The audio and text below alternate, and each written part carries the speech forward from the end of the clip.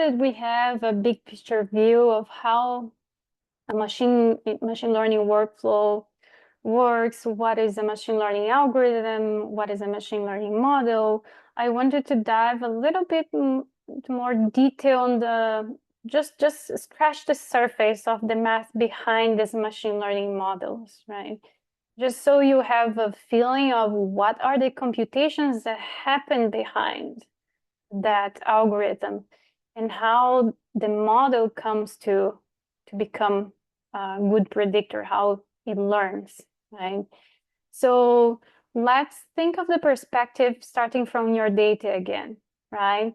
So now instead of using a spreadsheet, I'm representing this data with a plot where in the horizontal axis, you have your X or your set of predictors, your explanatory or independent variable, which in our previous example was the information on the taxa relative abundance for each sample.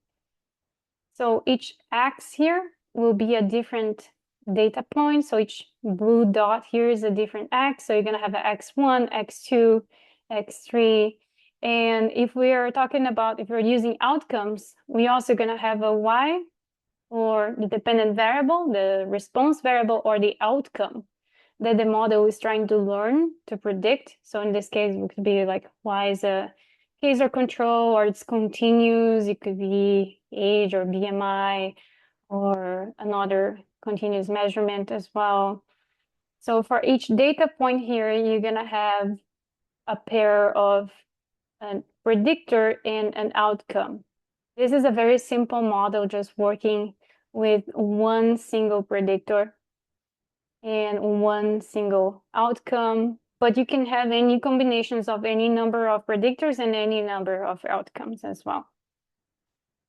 So you have your X, your predictor, and your Y, your outcome. Another term you will see in your machine learning model equation is the regression beta, or this regression intercept, right? So you have your regression beta or coefficient and your regression bias or intercept. You see that I'm using a lot of names to describe the same thing. This is because as the machine learning field evolved, getting out from traditional statistics, starting on the primordial times of machine learning, and then shifting into AI, those names start to change, but they are exactly the same thing. So for example, in the previous slide, I was talking about regression weights or model learned weights. Those W's are the same thing as these betas. So if you hear regression weight or model weight or regression beta or machine learning model beta, that means exactly the same thing, right? So there's just different terminology coming from different fields of expertise, but the math behind it is the same. So you can think of the regression beta or the model weight as if you create a regression line or a trend line on your data, it would be the slope of that intersection between, or that mapping between X and Y. It would be the trend line that better fits the X to Y. So that number multiplied by X should be as close as Y as possible if your model learned correctly, right? If your model had a good fit, then the multiplication of X by this beta would create a value that is very close to Y. That's how the model learns to predict. In addition to that, we also have beta 0, or the intercept, which is this parameter alone that is not multiplied by X. This is pretty much the intercept, is the point where your X is 0, the value of Y when X is 0. Right? So you have the intercept there. And in addition to that, we know that biological data is not so deterministic. There are sampling errors and random variations that are not explained by X at all. And that's the random error component of your model. It's also called as the random error term. So it represents the random deviation of the difference between the model's prediction and the actual observed outcome. So it kind of captures the noise or the biological variation of your data that cannot be explained by your predictors. So that's how you build the most basic regression or linear or logistic regression function of a simple machine learning model, right? As we move towards more complex machine learning algorithms, then this equation will be more sophisticated, but the core is always along those lines, is always the same. You're gonna have a dependent variable or an outcome y that your model is trying to predict, which is equal to the intercept, right? The portion that the value of y when x is 0 plus a certain coefficient or weight or beta that is multiplied by your x. In this case, we have only one predictor, one taxa, let's say, one bacterial taxa or one column on your spreadsheet. And then that is summed up, added up to the random noise that the average noise in your data that is unpredictable. That's how the model recipe is built. And when the model learns, after you expose enough samples, enough data to your model, it will define what are the best beta 0 and beta 1. And it will also measure the amount of error as well to create this equation that will make the best prediction of y as possible, the best prediction, the most accurate prediction, given the data that you have and given the algorithm that you applied for predicting your outcome with maximized accuracy.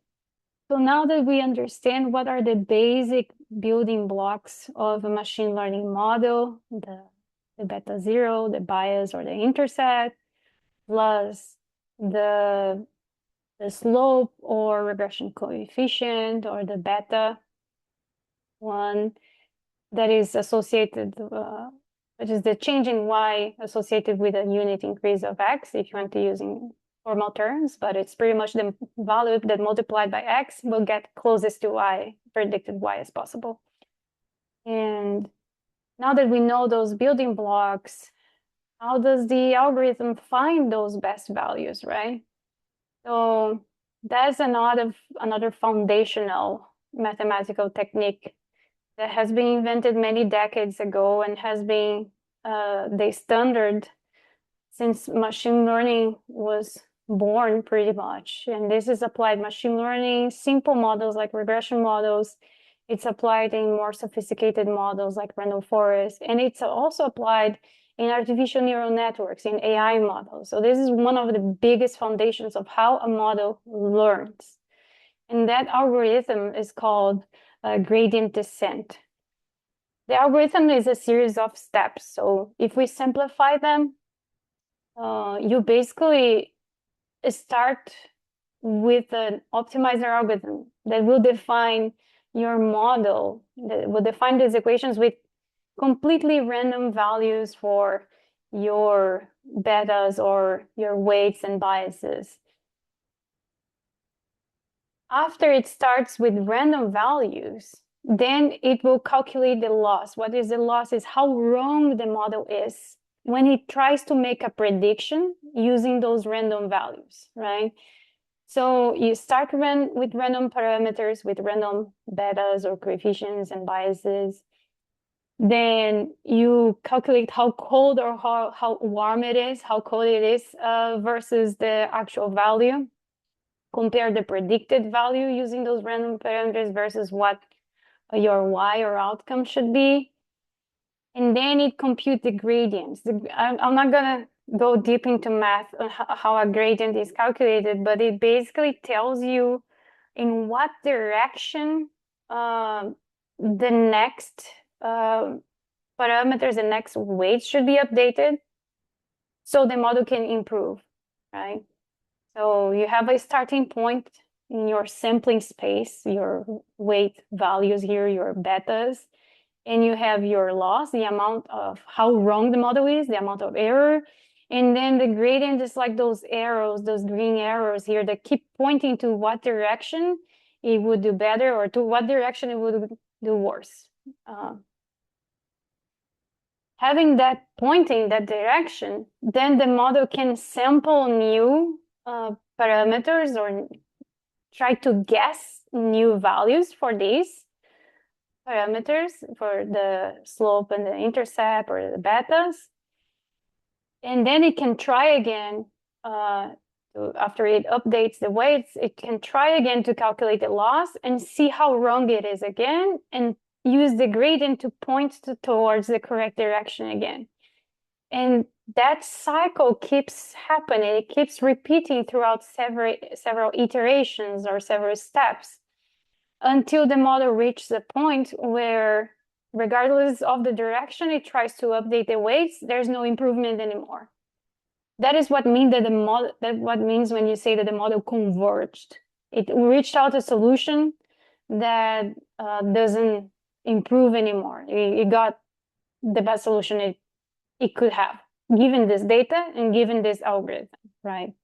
It's not the global best solution. It's not the best solution in the world. It's the best solution given the conditions you provide to this model, the algorithm, the methods you're using, and the data. So just to give you a notion of that is not that simple like that. It's not just one solution that converges. You can have a whole mountain and valley of possible optimal solutions. You can have like a local optimal set of parameters that give you an accurate value, but then the model is stuck. The gradient doesn't find a way to jump over that high error area, and it may be stuck there forever. So that's what we call that the model is it's overfitting, or it's not really finding a global optimal solution. It's just stuck in a solution that is okay, but is not the best as possible.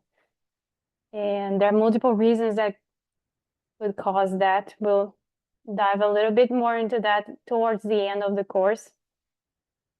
And finally, we would expect that a good model would find the exact sweet spot, exact parameter values that would give the minimum error possible, the loss or cost function result possible.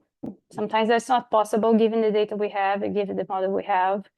And throughout this course, we're going to learn which algorithms we can try, which solutions with mitigation solutions we can try to avoid building a bad model that is not finding a global optimal solution. So just to summarize how the machine learning model training process works, how that algorithm makes the model train. First, the model is always fit to the training data. It will do multiple passes through the data. It's starting with random weights, random regression betas and intercepts. Then it will calculate the loss or cost, how wrong the model is, given those weights. The gradient descent algorithm from the optimizer will try to define to what direction to update the weights in order to have better chances to find a better solution. After those weights are updated, you go back to calculate the loss, and you keep in that cycle until you don't see any more improvements, or you can manually set a number of passes you want to do through your data. You may also see a terminology called batch. Sometimes when you have a data set that is too large, you can provide the entire data set at once to your model because of computational cost restrictions.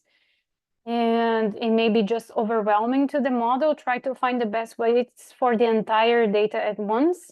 So splitting the data into batches is a typical technique where you can take the data sets, split in smaller chunks, smaller subgroups of samples after you randomly shuffle them. You provide those small portions of data to the model so it can train faster and it can start to find patterns gradually, iteratively, until it converges. So there are advantages and disadvantages. I'm not going to go into too much detail here because I don't think we're going to dive into that in this course. But just so you know, you'll probably be looking into machine learning course materials and books, and you may find those terminologies. Also, the model does multiple pass through the data. Each pass through the data, you can expose the model to the data multiple times, so it can derive and learn different aspects of the data at each pass it goes through the data, at each one of those cycles. Each one of those passes or cycles, they're called iterations or epochs, learning epochs. If you're talking about machine learning or AI, you see the term very often. Those are some of the foundational key building blocks of what makes a machine learning model learn and derive a solution, make a accurate prediction, how their backbone works. I hope this wasn't too much math, but I think it was necessary to explain a little bit of the background of how those models work. So you would not be blindly picking models and not understanding how they work and how they could fail as well, now that you understand a little bit of the foundation of these models.